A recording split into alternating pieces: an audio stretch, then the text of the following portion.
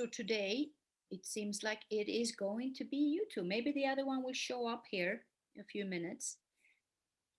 So I wanted to start, and of course, welcome you both because I think today, like I said, safety and helmets sits very close to my heart. And the reason is one, I am a triathlete. I bike, so I'm a cyclist, right? But in sports, when you do that, you have to wear a helmet. So that is not a question. Because you have races, and it's very, very important to wear helmets. I know when I grow up, I didn't wear a helmet because I didn't know the importance of wearing a helmet. And and I think it's the same thing when I grew up. Safety belts, the seat belts, on the car, that was not a rule or a law that you have to wear that. And so we were, bundled up in the car. And the so that safety has happened a lot about, well, why do you think it has changed? Why do you think it's a law on safety belt, for example, in cars and other places when you on rides and things? What is the reason why they have that?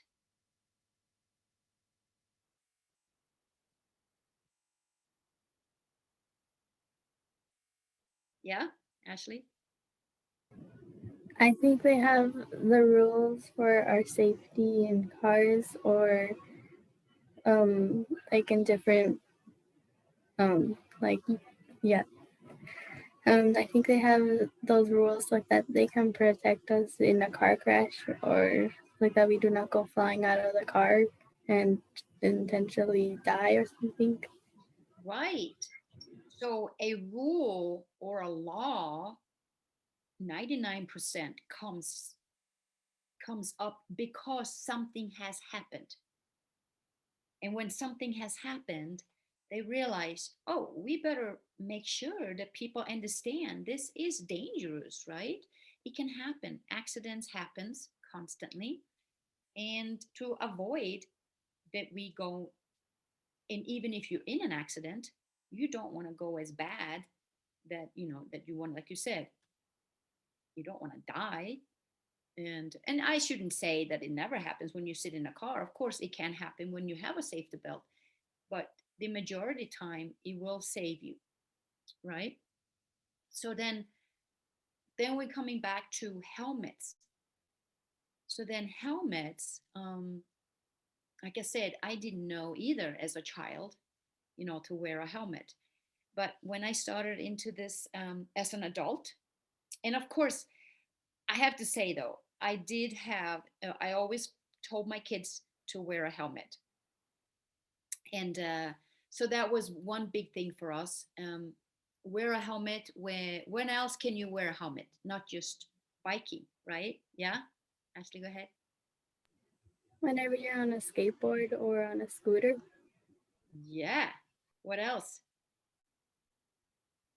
Something we do in the winter?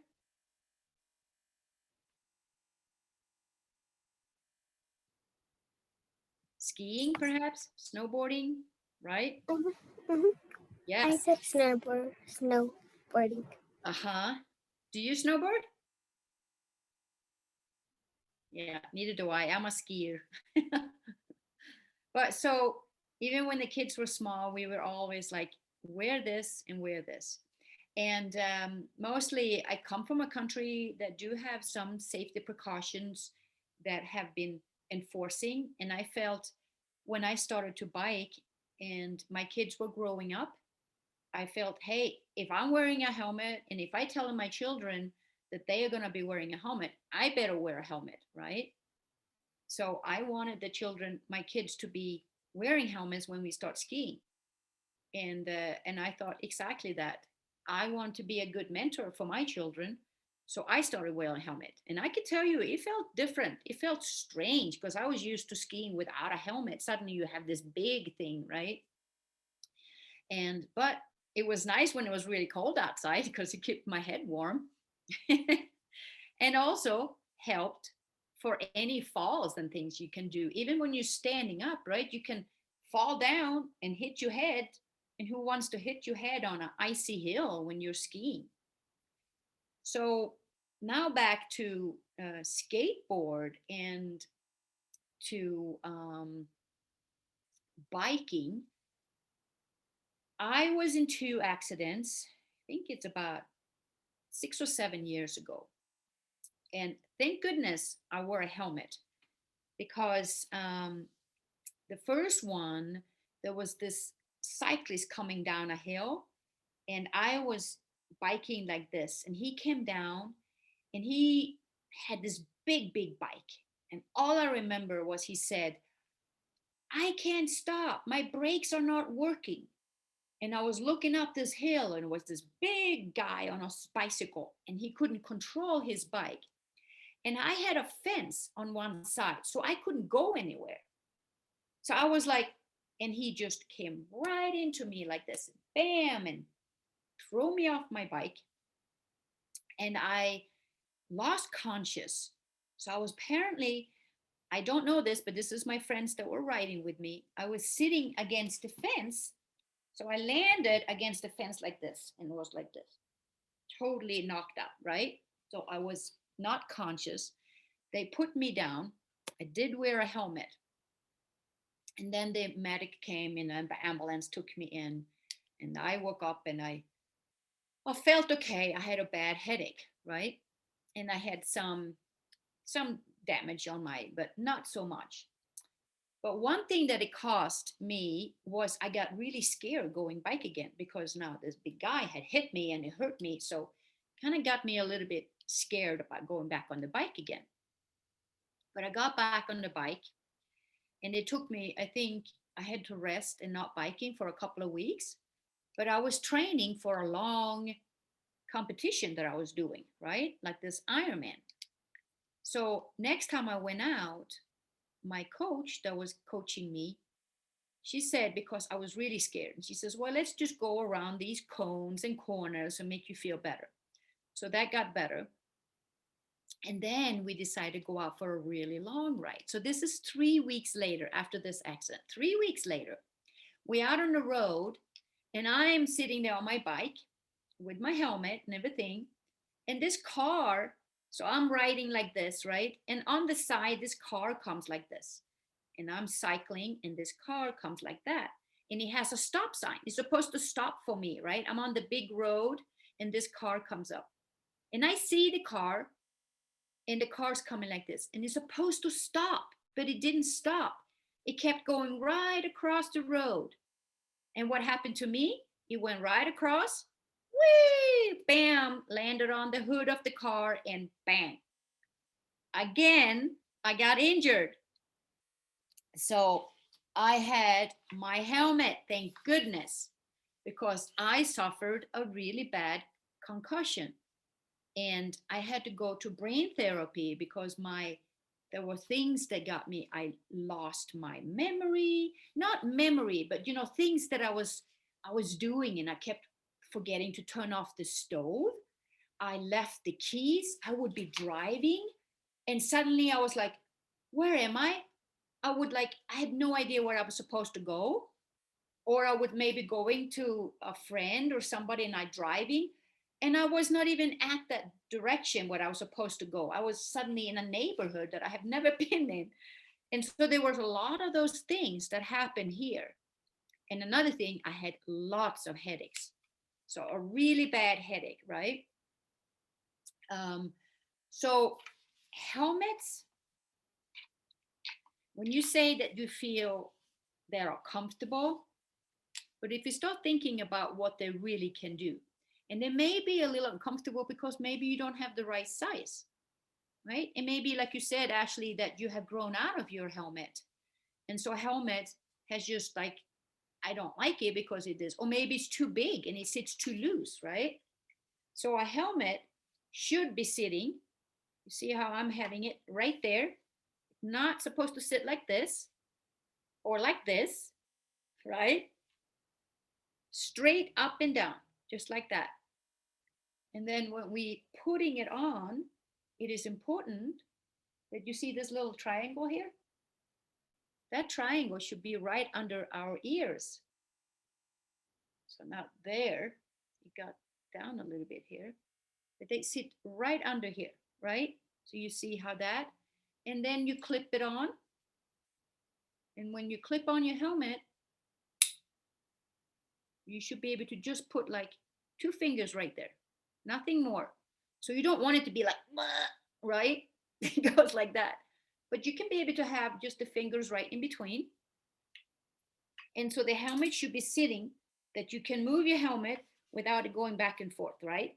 Now I have a helmet that you can adjust it in the back here. Click it on there. And then also, is it blinking? Is it blinking? You see?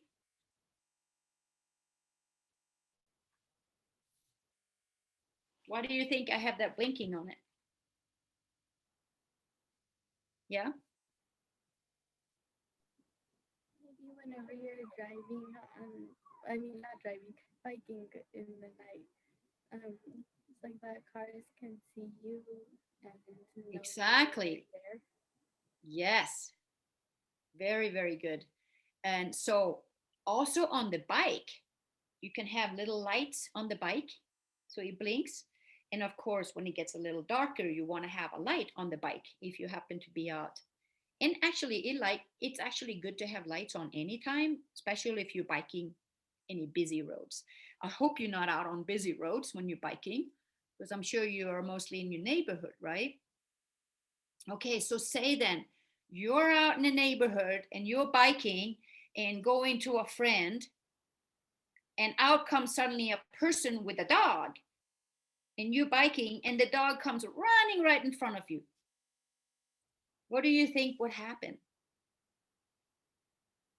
Yeah, go ahead. I think we probably ran over the dog and fell over.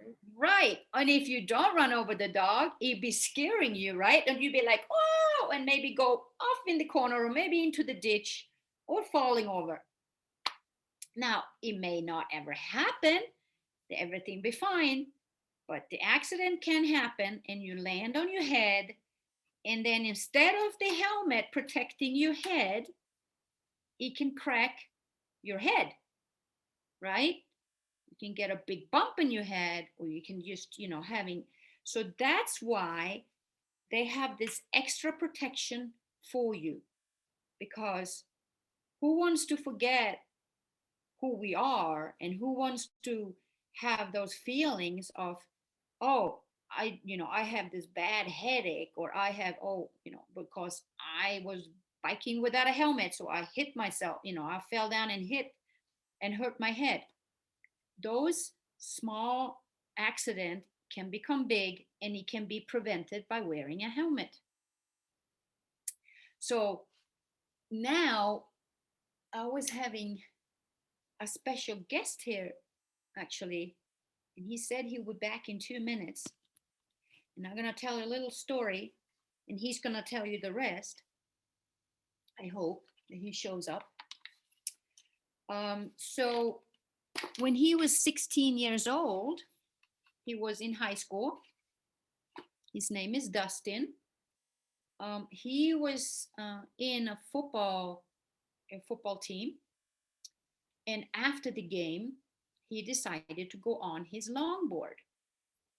And a longboard is like a big skateboard, right? And he usually always wear his helmet when he goes out on his skateboard. But this time, he was basically too lazy. He said himself now, he thinks. Or maybe he just didn't want to wear it. And there was this group of friends. One person was driving a car of his friends, and two of them, Dustin and another friend, was holding on to, they had rolled down the windows, and they were holding on to the car on each side. And they were standing on their skateboards, right? And holding on to the car. And then when the driver was saying, okay, ready, go. And when he was saying go, the driver would brake the car, And so the two skateboarders would go woo and continue down the hill, right? So that caused like a slingshot. So they get, whoa, catapulted right straight forward. And what happened was, which is interesting because he had even said before that his board feels a little bit wobbly. So what happened was the board starting to wobble on him and he was like, whoa, and he fell off the board. Now, did he have a helmet? No. So the accident was there. He's a good skateboarder. He was always very good. And mostly the time he was wearing a helmet, but this time he did not. So what happened? The accident was there. Can happen to anybody, anytime, right? So he fell and landed on his head. The ambulance came, and not to be graphic, but it wasn't very nice. It was like very kind of nasty sitting there with bleeding out of his ear. And the ambulance took him. My husband was home that day, and his friend called my husband, the dad, and he said, Dustin has been in an accident. You maybe want to come here. He didn't dare to say anything or how serious it was. And so he drove. He even had heard the ambulance coming because it was in our neighborhood. So he went there and he saw when the ambulance closed the doors. And he said, I think that's my son. And then the police was there and he said, well, you better go with them. They're going to the hospital right now. And he came, he drove after, and he saw him. They was rolling him into the hospital. And my son was very much like, get me out of here, like this, right? He wanted to stand up. They had to strap him down. And they knew he had a gut. He was hitting in his head. So you got to be really careful when you hit in your head. And so he rolls in, and they're allowing my husband to go and his father to come in. And I wasn't there and I didn't know anything what happened. But so he goes over there, and when he was trying to get himself free, they had to give him an injection to make him go to sleep, right? And when they asked him, what's your name? How old are you? And he wouldn't know. And he just said, I am 15. And he was actually 16. That means his memory has already started to become messed up, right? He forgotten. How would a 16-year-old forget you're 16, right? You're very much proud that you're 16. But he said he was 15. So that time suddenly was going away. They put him to sleep, and he was in a coma for 2 weeks. And they put this thing in his head, like a little probe there, and it was ticking through there. And just to keep him alive. And for 2 weeks, we were praying, and we were so scared. But he came out of it. He had to do a surgery, a big scar here to open up his skull. Because what happened was his brain starts swelling. Have you ever had a big, big bruise? And it swells up, right? Like on an arm or in a leg, and it's like, wow, it's big. You need to put ice on it. What that happens to your brain too. When the brain gets hit like that, and he got hit like this, it swells. And now if they didn't open this part of his head, where is the way that the brain would go? If it doesn't go out like this, it had to go down, right? Go down. And when it goes down, it cuts off all those, nerves and the bloodstream. We have all of those here, the arteries, and he would not survive. So they had to do a big major surgery. So he's right here, and I'm gonna let him tell you why he thinks it's so important with helmets. Hello. So this is Dustin. How are you doing? This is Ashley and Ariana. Hi there. Yeah. So I kind of overheard my mom was talking about me a little bit, telling the story. So yeah. Sorry, I'm a little out of breath. I just came back from taking this guy on a walk. Milo. So we were just out in the rain. That's why I'm a little wet right now. But anyways, yeah, growing up for me it was interesting because I would always ride my skateboard, I'd ride my longboard. I biked a little bit and stuff, but I was mainly known for like boarding around all the time. And with me and my friend group, we just wearing helmets wasn't really a thing that we did. And for us, it was always we didn't like helmets like this. That was the bottom line reason for us. We were like, oh, we don't want to be on a skateboard or longboard wearing a helmet like this. And I thought about it, and then through the years we never wore these, and you think you're totally invincible, but as my mom kind of told the story of what happened to me, the exact same thing, of which I wasn't wearing a helmet, and I fell really hard on my longboard, and I hit my head really bad. I have this scar. It goes all the way down my head, so you can kind of see it. Yeah. But it goes all the way around. Makes a C on my head. Now I have that for life. It's not something that's gonna bring me down and make me sad. It's just part of who I am now. But at the same time, I think about it, and I could have still been having fun with my friends. I could have still been doing all of that. I could have, if I had just been wearing a helmet, and things would have been a lot different. So that's when going into like college and stuff for me, I went ahead and I didn't like those helmets. So I found this helmet. I got a custom fit for me, a skateboard helmet. So this one fits my head perfectly.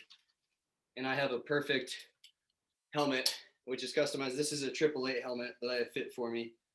So I ride my bike, I ride my skateboards, I ride my longboards, anything like that. I put on this helmet because this helmet, I'm like, oh yeah, cool.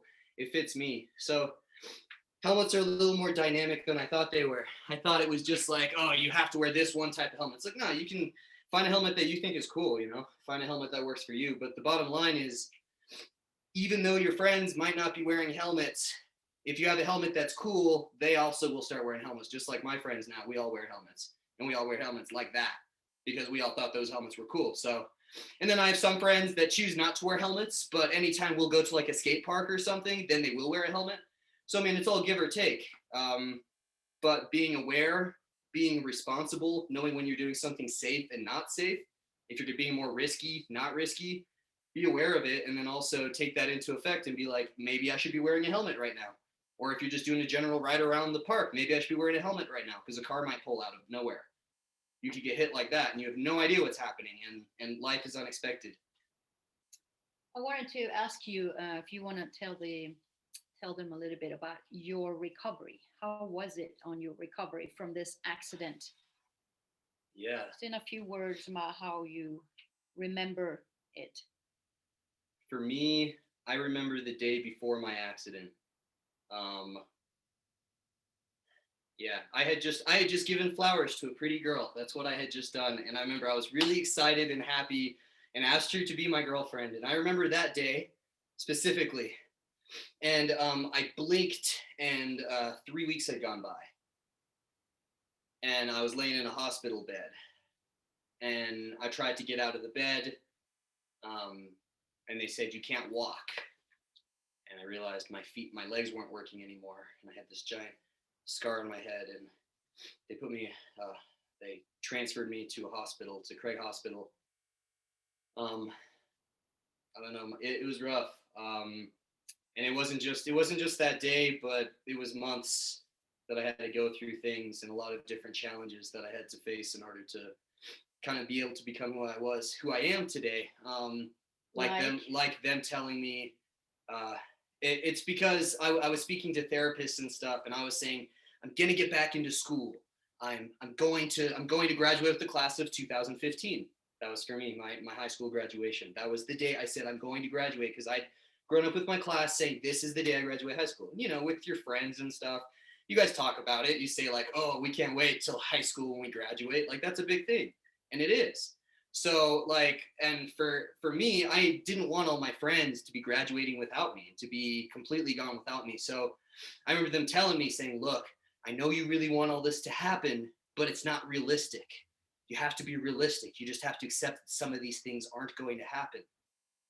Now, for me, that made me very angry, because I know they were just basing their statistics off people, and I didn't like being put underneath just a label or a number.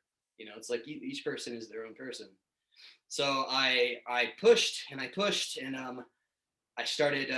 There was this bridge between the two schools, and I started riding between. I was in a wheelchair, so I started riding between like this, and the nurses would come by and they say, "Excuse me, young man, do you need any help?" And I'd say, "No, I'm just working out." They get all confused, and I'm sitting there riding just back and forth, back and forth. And I slowly did that, and I was regaining my strength. And then through time, I was working, doing exercises on my legs and being able to do that. And I had to wear leg braces to everything like that. So now I don't wear anything on my legs. My legs are fine. And I just went running with the dog. So, I mean, things change. But I was able to graduate with the class of 2015. I got into college. I did that. I graduated college now. I just got accepted for a master's degree in Sweden that I'm about to go study. And I mean, they told me I'd be bedridden for the rest of my life. But I think it's really, as long as you put your head forward and do something about things, and then also believe that, yeah, maybe I've overcome these things. Maybe I've been where I am today, but maybe I wouldn't have had to do all of this to get to where I am today. Maybe it didn't have to be so hard for me to get to where I am now. Maybe I didn't have to push so hard if I had just worn a helmet.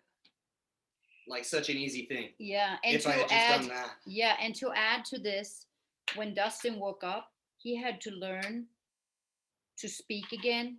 We had to feed him, eating, to walk again. It was not an easy journey for neither of us, because we had to be there and support him as well. And for him to have that strong minded of not giving up, I am coming back, I am going to finish school with my classmates, I think was the major reason that he came as far as he did, and that what he is today. And this is what I had mentioned before. We talk about goals and ideas, that what we want to do in life, or whether something that we want to achieve, right? That it is so powerful that once you have this direction, that will drive you towards, and not to give up. And he's a living, very proud of my son. And he's a very living proof that it works. And that's all because he did not wear a helmet. So now you know why I'm very, very passionate about we got to wear helmets, because we have seen it happen. And we have seen many people at that hospital that did not recover so well as Dustin did, which is sad, but it's there it is. All right. So, well, thank you so much, Dustin. Mm-hmm. We're going to head into a little bit of exercise here before. And so thank you so much. I hope you liked his little story about his journey.